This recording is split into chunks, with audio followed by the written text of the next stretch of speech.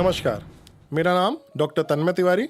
मैं प्रोफेसर हूं एनेस्थीसिया विभाग king George medical university Lucknow में। आप सभी को मैं यह बताना चाहूँगा कि हर साल 16 अक्टूबर को हमारी ब्रांच जो कि एनेस्थीसिया ब्रांच है उसका विश्व स्तर पर वर्ल्ड एनेस्थीसिया डे का आयोजन होता है।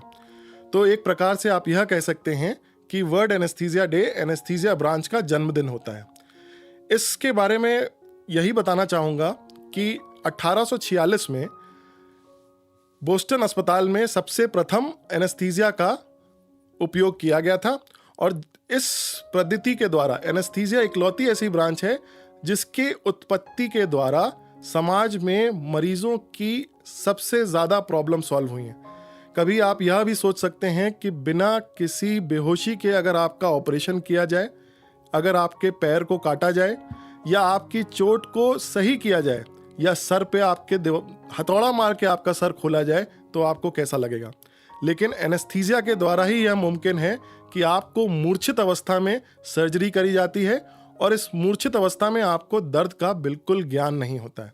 तो 1846 से पहले लोगों को पकड़कर, हाथ पकड़कर और पैर पकड़कर ऑपरेशन किए जाते थे, परंतु 1846 और आज सन 2025 की 180-190 साल की जर्नी में अगर आप देखें तो एनेस्थीसिया की ब्रांच बहुत ज़्यादा सुगम हो गई है, लोगों और मरीजों के लिए बहुत अच्छी हो गई है।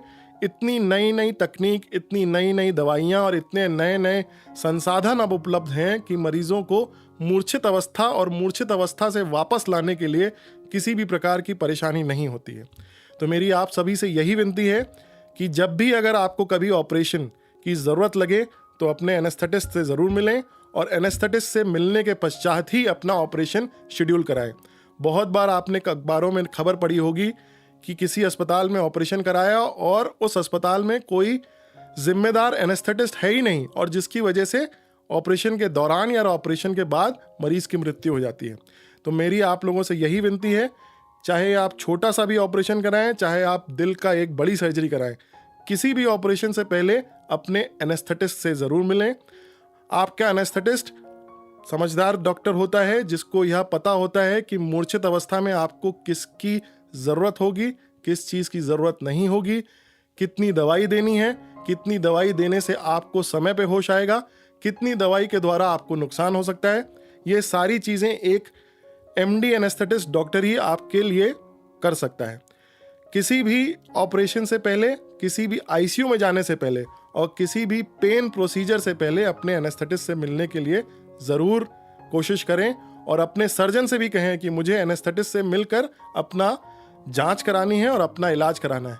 क्योंकि बेहोशी के दौरान सर्जन तो अपना काम करता है, सर्जरी करता है, परंतु आपके दिल की जांच, आपके दिल की धड़कनों की देखभाल, आपकी सांस की देखभाल, आपको होने वाले दर्द की देखभाल केवल और केवल एक एनेस्थेटिस्ट करता है। तो मेरी आप सब लोगों को वर्ल्ड एनेस्थीसिया डे पर बहुत बहुत शुभकामनाएं और आशा करता हूं कि आपके जीवन में कभी भी सर्जरी की ज़रूरत ना पड़े, आप लोग खुशहाल रहें और आपको अस्पताल आने की ज़रूरत ना पड़े। परंतु किसी कारणवश अगर आपको अस्पताल आना पड़े तो अपने एनेस्थेटिस्ट और सर्जरी से पहले एनेस्थेटिस्ट से ज़रूर मिलने का कोशिश करें। धन्यवाद, बहुत बहुत दिन शुभ हो आपका।